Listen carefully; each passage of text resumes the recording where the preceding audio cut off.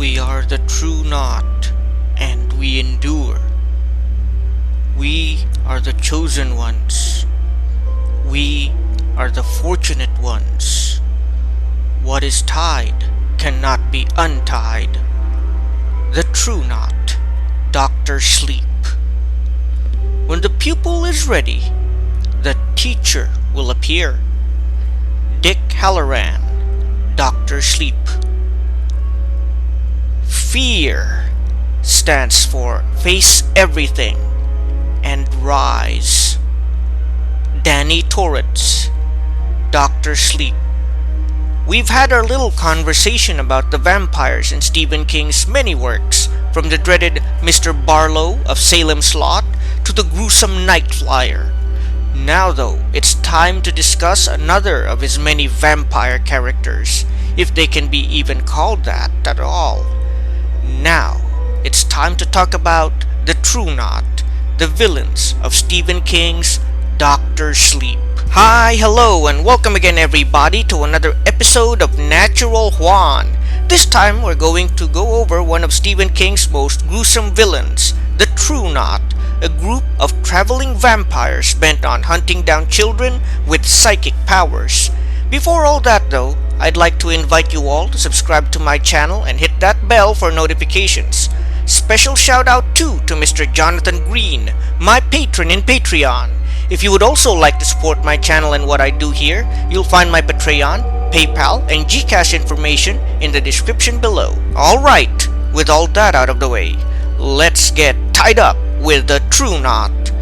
To those who are reading Dr. Sleep for the first time, and yes, I will talk more about the book than the movie since I haven't really seen the latter yet, it is actually a sequel for The Shining, one of Stephen King's earliest and most popular works.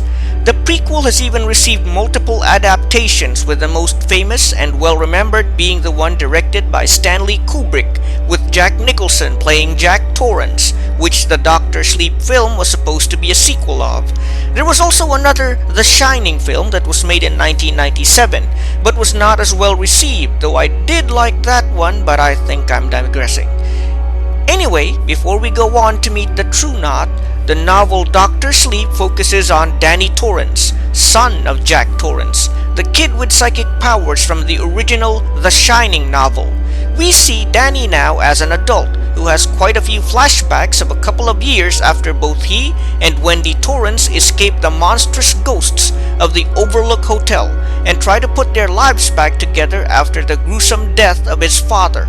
Sadly, we come to see that what happy ending they might have had been lost due to Danny developing an alcohol problem, much like his father, Jack, did in The Shining. This was likely due to the loss of his mother Wendy to cancer, but one can also surmise that it might be a genetic thing. In any case, we see Danny struggle as he gets on in his life while trying to break the habit of alcoholism. He drifts from place to place, perhaps seeking meaning to his existence, until he makes psychic contact with Abra, his half-sister. It is also then that he learns of a force that is hunting other psychic children, that of the True Knot, a group of evil beings who are nourished by the pain and death of kids blessed with the Shine. It isn't until later, when Danny reaches out to the dead spirit of Dick Halloran, the man who saved both him and his mother from the evil forces at the Overlook Hotel and served as a kind of mentor for his psychic abilities as a child, does he learn more about them. The True Knot are essentially psychic vampires. They don't drink blood like Mr. Barlow in Salem's Lot. Instead, they feed on the psychic essence of human beings, which is facilitated through ritualistic torture. This psychic essence which they feed on, which they call steam by the way, is what extends their lives by a few years or even decades more, and even restores some of their lost youth. It isn't clear if they really are immortal, but their oldest member, Grandpa Flick, is said to have remembered a time when Europe was still pagan and there were a lot of people who still worshipped trees. In any case, steam can only be obtained through the ritual torture of people with psychic powers, and children are usually the ones who have the most abundant amounts of it and are also the most vulnerable. That is why the True Knot go out of their way to hunt down these psychic children so that they may kidnap, torture, kill, and feed on them. That said, the true knot are also thought to gain sustenance from strong emotions, especially those that come at a person's death. However, in order to be truly nourishing, they need a lot, such as mass death caused by a disaster or great violence. Leading the true knot is a woman or possibly creature by now who calls herself Rose the Hat, portrayed by Rebecca Ferguson. While most of the true knot look like elderly people who have some youth left, Rose the Hat looks young and attractive. That said, she is also one of the older members, although probably not old enough to have been around in pagan Europe. If anything, Rose is theorized to be an Irish immigrant to the United States back in the days of the Wild West. Another member of the true knot is Grandpa Flick, played by Carol Struycken, who is perhaps the oldest of all of them. There is also Crow Daddy, portrayed by Zan McLarnon, who serves as Rose the Hat's husband and is perhaps one of the wisest of the true knot. The newest member of the true knot is Snakebite Andy, played by Emily Allen Lind, a young woman who had been the victim of child abuse but is all too willing to hurt and kill children once she'd been converted into a psychic vampire herself. There are many others of the true knot, and each one is every bit as dangerous and depraved as the others. Truth be told, while the true knot have sympathetic qualities, such as their sense of community and love for one another, that all goes out the window when you realize that they have been hunting and slaughtering children for centuries.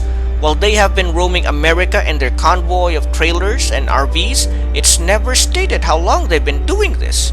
To make matters worse, due to their preferred diet, which is psychic children, their tactics and behavior easily mirror that of certain criminals that prey on and harm children, which I think are all too common in the real world if you ask me.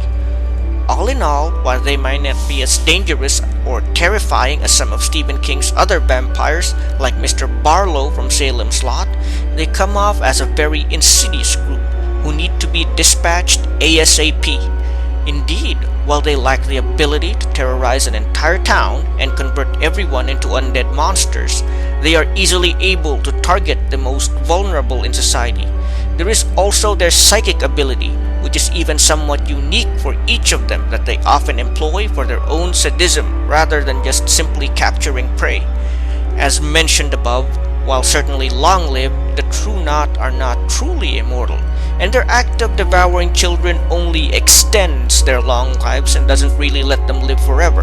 They also age for that matter, and while their strength, both psychic and physical, never seem to fade, they will begin looking like the old men and women they were all along as time goes on.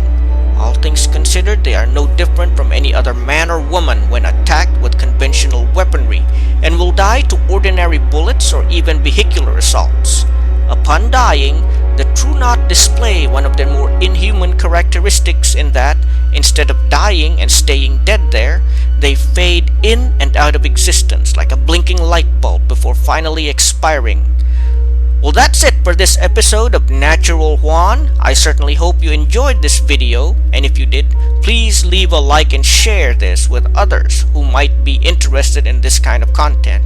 If you would like to see more stuff like this, remember that you can always subscribe to my channel and hit that bell for notifications.